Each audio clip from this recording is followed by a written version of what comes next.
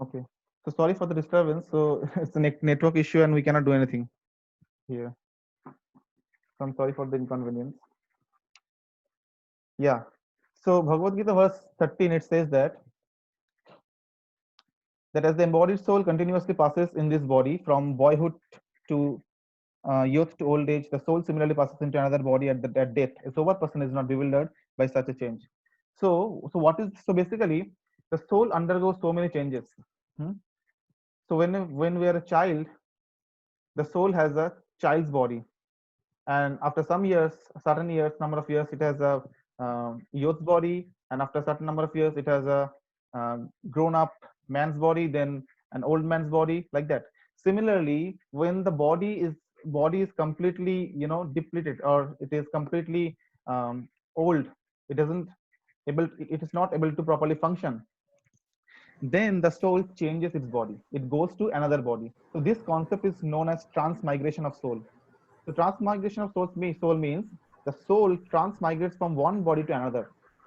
Like, let's say we can compare it like wearing our clothes. So we take some cloth, and when the cloth is torn up completely, it's dirty or torn, then we change our clothes, right? Similarly, the soul changes the body and it goes to some other body when it is when the body is not able to function properly anymore. Hmm? So that is the concept of transmigration. So there are in Shastra, in scripture, we can find there are 84 lakhs of species, total 84 lakhs of species, and human being are the topmost species of all this. So the soul continuously passes from. So basically, depending on the, um, so we'll see later on in some later verses that depending on the um, activity or karma throughout our life, and depending on our desire or consciousness at the time of death, we get the new body. So depending on our consciousness, we can, after this life, after this human form of life, we can achieve or acquire, let's say, an animal's body, a dog's body, a cat's body, a cow's body, or something like that. Hmm? So the soul keeps on changing the body, but the nature of the soul is eternal. Hmm? So in the next verses we'll see that. Verse 2.23. वसंसि जीर्णानि यथा विहाय नवानि मुह्यानि नरोपराणि तथा शरीराणि विहाय जीर्णानि अन्यानि संयाति नवानि देहि. So it says, as a person puts on new garments, giving up old ones, the soul similarly accepts new material bodies, giving up the old and useless one. Hmm? So in the previous verse also Krishna was saying that one should not be a sober person who properly who is knowledgeable about the soul. He should not be uh, he should not be in morose or disappointment when he see that someone dies. Why? Because that's the natural process. Hmm? As like the we change our garments, like when the garments become old, then we change. uh, what happened?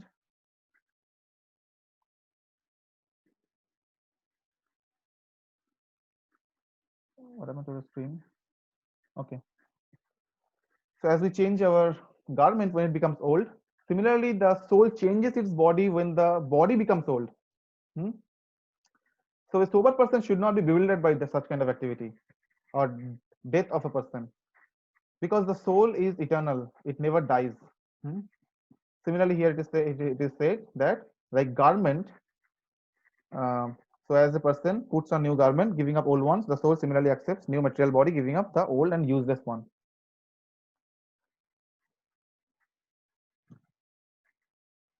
2.27 in Bhagavad Gita we can see Jatasya hi dhruvo Jatasya hi dhruva mityur dhruva janma mritasya cha tasmat apariharjathe na tvam shochitu marhashi. Translation: one who has taken his birth is sure to die, and after death, one is sure to take birth again. Therefore, in the unavoidable discharge of your duty, you should not lament. So Krishna is saying to Arjuna in the battlefield of Kurukshetra. So Arjuna actually has so many questions. So like in our life also we have so many questions. Actually, whatever questions in this life we have, all the questions Arjuna put to Krishna already automatically. I mean, so Arjuna said to Krishna, Karpanya dosha upahata swabhava prichhami tvam dharma sammura cheta jachreyasan chitang bruhitan me shishyasteham shadimam tvam prapannam. So Krishna says to Arjuna says to Krishna that, oh Krishna, I'm completely bewildered. I don't know anything. I don't have any knowledge. Please give me knowledge, impart knowledge upon me. Be my guru and impart knowledge upon me. I'm completely surrendering unto you. So Arjuna completely surrendered unto Krishna and he asked for higher knowledge. So that's why we can see in Bhagavad Gita, in the entire Bhagavad Gita, Krishna is instructing Arjuna about different activities, different concepts of life, concept of soul, concept of karma, all this stuff. So here Krishna says that so whoever has taken birth is sure to die, and after death, one is sure to take birth again. Then, and this is an unavoidable fact, and don't be bewildered by that. So why Arjuna was bewildered by this fact? Because so in the Kurukshetra war, we can see that Arjuna had to fight with his own relatives. So that's why he was so much worried that I'm fighting with my relatives. What happens if they die? I have to kill them. So Arjuna was in bodily consciousness. So that's why he was too much bewildered. He was afraid. He was completely unaware of his Kshatriya duties. Why? Because he was in bodily consciousness. So Krishna opened his eyes and told him that you are, oh Arjuna, please grow up. You are not this body, you are the soul, and the soul never dies. So that is the thing we can see in this verse. So we should discharge our duty and without thinking all this, that okay, we'll die. What happens if we die? We should not deter from our duties. We should discharge it properly. Similarly, in Srimad Bhagavatam, we can find in 3rd canto, 31st chapter, in the teachings of Lord Kapila. So Lord Kapila was incarnation of Supreme Personality of Godhead, Krishna himself. So Lord Kapila was instructing to his mother Devavati. He told Srimad Sri Bhagavan Uvacha, Karvanadaiva netrena jantur deha papattaye striya pravishta udaram pungsho rete kanashraya. Now, so Lord Kapila is saying his mother Devavati that the personality of God said, under the supervision of the Supreme Lord and according to the result of his work, the living entity, the soul, is made to enter into the womb of a woman through the particle of male semen to assume a particular type of body. So here, Lord Kapila is describing that according to the result of his work. So how does we get our new life? That is a big question. What kind of body we are going to get in the next life? Who determines that? Basically, two things. One is the result of our work. So whatever activity we have done throughout this life, and whatever we desire during death. So there is another verse also in Bhagavad Gita where Krishna says that whatever a person's consciousness at the time of death, whatever he desires, that kind of thing he achieves, that kind of body he achieves. And also, so these two facts. One is his karma. This is known as the concept of karma, that result of his own work, whatever activity have done. And another thing is desire. Depending on these two, we get our new life. In the picture, we can see that at the bottom, so if a person is very lusty, he is too much attached to sense enjoyment, too much attached to woman, definitely he will get a he will get a body of a lusty dog in the next life. Similarly, a man who is too much attached to eating so many nonsense stuffs, like eating, all these things, then he will definitely take birth as a pig who generally plays in the stool, who eats stool.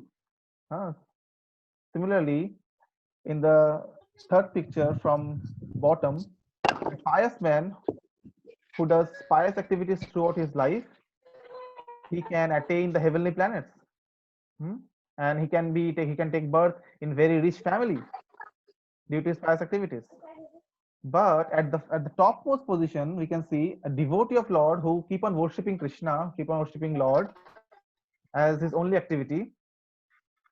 So that kind of devotee who is completely surrendered to Lord Krishna, he takes he directly goes to the back to Godhead, back to home. Means the eternal abode of the Lord, which is our real home. So we'll discuss all these things in much more detail in our next slide. I mean, in our next lectures, next session, our next sessions or so. Bhagavad Gita, second chapter, verse 17 also says, अविनाशी तु तद्विद्धि येन सर्वम् इदं ततं विनाशमव्ययस्य न कश्चित् कर्तुमर्हति. Now, that which pervades the entire body, you should know to be indestructible. No one is able to destroy that imperishable soul. So it is said, so here Lord Krishna is saying that the soul cannot be destroyed. The soul is imperishable. And it pervades throughout the body. So the body is temporary, but the soul is imperishable. The soul is eternal. It doesn't have any birth, it doesn't have death. Similarly, in verse 20, we can see, Na jayate mriyate va kadachin nayam bhutva bhavita va na bhuvo ajo nitva shashvato ayam purano na hanyate hannamane sharire. So here it is said, Lord Krishna is saying that for the soul there is neither birth nor death at any time. He has not come into being, does not come into being, and will not come into being. He is unborn, eternal, ever existing, and primeval. He is not slain when the body is slain. So no one can kill the soul. Even if the body is being killed, even if we destroy this body, but the soul cannot be destroyed. The soul is eternal. It is ever existing. It doesn't have a birth. The soul doesn't have a birth. The soul doesn't have, it will not die. It will never die. It is unborn, eternal, ever existing.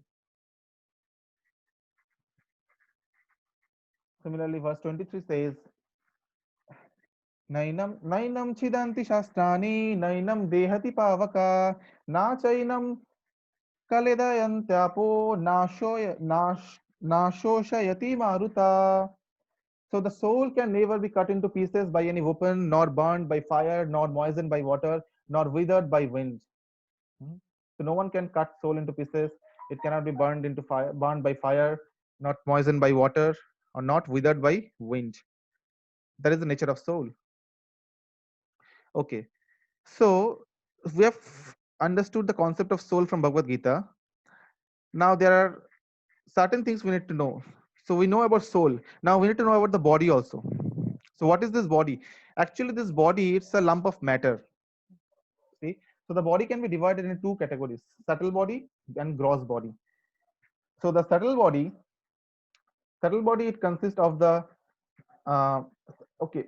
The subtle body is that body which we cannot see actually. It consists of mind, intelligence, and ego. And the gross body consists of 5 elements: the air, earth, water, fire, and ether. So Krishna is saying in Bhagavad Gita 7.4, Bhumirapavana vayu khammano buddhi evacha ahankara iti yamme bhinna prakriti ashtada. So Krishna is saying, my all the material energies can be categorized into 8 different portions, 8 different elements. These 8 elements are, there are 5 gross elements, and there are 3 subtle elements. What are the 5 gross elements? These are this air, water, fire, ether, and earth. These are the 5 gross elements, and the subtle elements are the mind, intelligence, and false ego. So the gross body constitutes of these 5 gross elements, and the subtle body constitutes of the 3 subtle elements. But again, this body, or both the subtle body and the gross body, it's a temporary thing. Now, whenever a person dies, what happens actually? Whenever a person dies, basically the gross body, it remains there, but the soul along with the subtle body, it leaves the gross body. So the gross body is the body which we can see through our eyes, through our this bare eyes what we can see, or we can feel, we can touch. That is the gross body. When a person dies, the soul leaves the body along with the subtle body. And there is the concept of super soul or Paramatma. So the soul is called Jivatma, and the super soul is called Paramatma. So Krishna is saying, what is Paramatma? Krishna is saying in Bhagavad Gita 18.61, Ishvara sarva bhutanam riddhya arjuna tishtati. Ishvara sarva bhutanam riddhya arjuna tishtati, Brahman sarva bhutani jantra rurani mayaya. So Krishna is saying that Ishvara sarva bhutanam riddhya arjuna tishtati, that, O Arjuna, Ishwar, or the Supreme Personality of Godhead, he resides in everyone's heart. Similarly, in Bhagavad Gita 15.15, Krishna is saying that Sarvasya chaham hridhi shannivishta matta smriti jnanam apaharam cha. Now, if I reside in everyone's heart as super soul. So this is the super soul. So super soul is essentially, so Lord, Supreme Personality of Godhead, he resides in everyone's heart as Paramatma, super soul. So the soul and super soul, Jivatma and Paramatma, it is often compared as two birds. In scriptures, it is compared as two birds. So in a tree, there are two birds. One bird is enjoying the fruits, and another bird is always observing, as evident. So the bird which is enjoying the fruit, that is the Jivatma or the soul, and the bird which is observing, that is the super soul. So Krishna, so that's why the Supreme Personality of Godhead, Krishna stays in everyone's heart as super soul or Paramatma. Now, so the nature of soul, we saw already that the soul is indestructible, soul is eternal, one cannot cut it into pieces, and so on. It doesn't have birth, it will never die. And the soul transmigrates from one body to another depending on past activities, and so like that. Similarly, the soul has a form. Now, when the soul is conditioned, it doesn't have any form. But when the soul is not conditioned or the soul is not embodied, then it has a form. The form is Satchit Ananda. So Sat means, so the soul is, it is full of eternity, it is full of knowledge, and it is full of bliss. That is the real form of soul.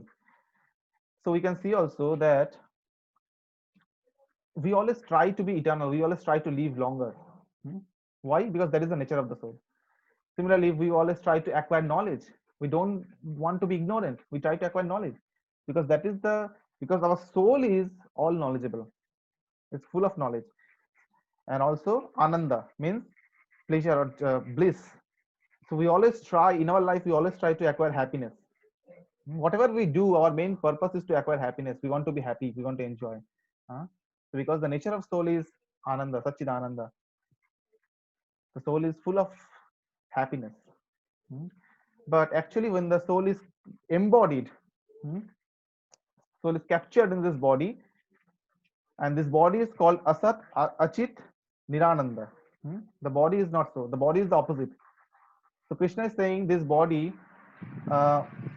Krishna is saying this material world is a place of misery. Dukhalam Shashvatam.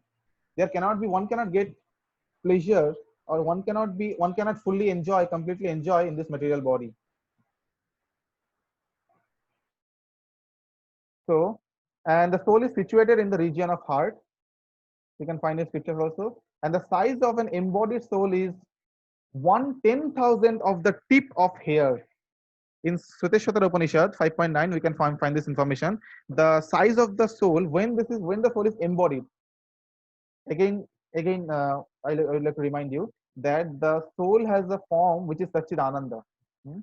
But when the soul is embodied, when the soul is inside the body, then the size of the soul is this much, 1/10,000 of the hair of the tip of the hair. So you can imagine how small is it.